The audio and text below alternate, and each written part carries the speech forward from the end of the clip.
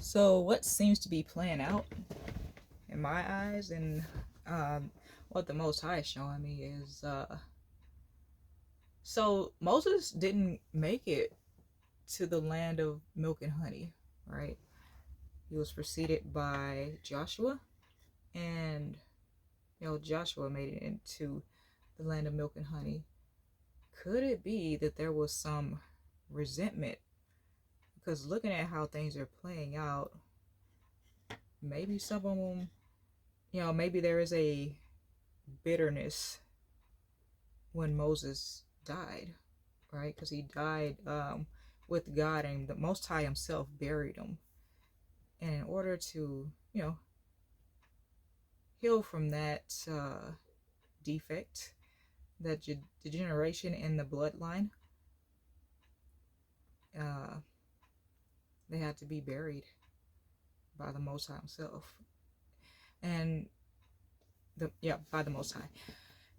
And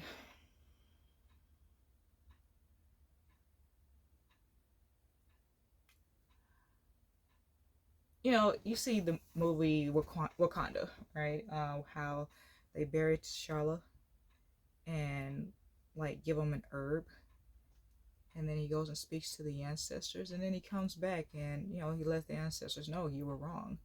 So maybe you have to you have to face your past. Well, I'm almost certain that you have to face your past lifetimes to carry out your current destiny, and that it's just as simple as that. And it seems redundant, but I think explained this way, maybe more people will understand. Yeah. uh, Moses, like, because Moses did not make it into the land of milk and honey because he tried to make what looked um own what was all God. He gave the Most High no acknowledgement. I forget, I think it was water from stones, and he claimed that for himself, like, because it was visible, people could see it. Why wouldn't he claim it for himself? It was something that seemed material, and they didn't even see the blessing in it. Ego got in the way, and he claimed that over. Yeah, he claimed that and gave no praise to the Most High because he wanted to look a certain way for the approval of people, for the acknowledgement of people. Um, Wanted to be more than you know what he was, which is there's nothing wrong with what he was, but when ego kicks in, you know, uh, and you're trying to serve God, you put yourself first. And I'm thinking maybe that's what it is.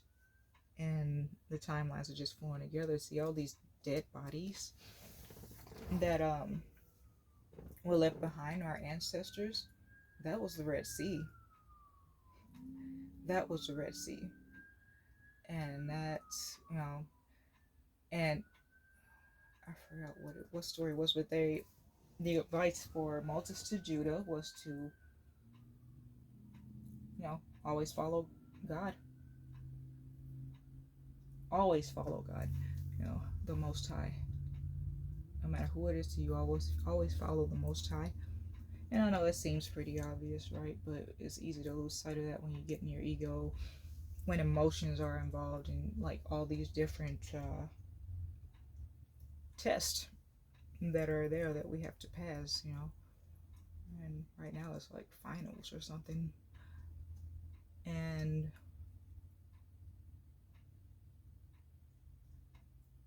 a lot of them didn't pass.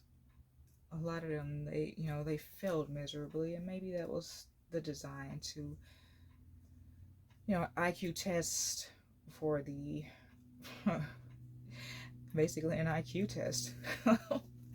So, because royalty is going to have the IQ to not have to be in somebody else's business to prosper, to make envy, jealousy, covetousness even a part of their reality, because they know in the Most High they are fulfilled. That's why you always follow them. That's why I always try to make sure I follow, the Most High. And most of these people, they just follow their ego. They try to be God without be the Most High without the Most High's approval, right? So yeah, that's a nightcap.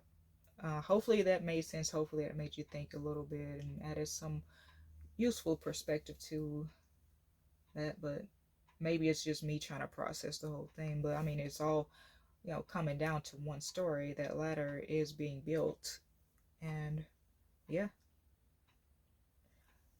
time will tell, right? Time frame will tell. Frequency will tell. Anyways, good night. Love you guys. Take care of yourselves and each other. Until next time.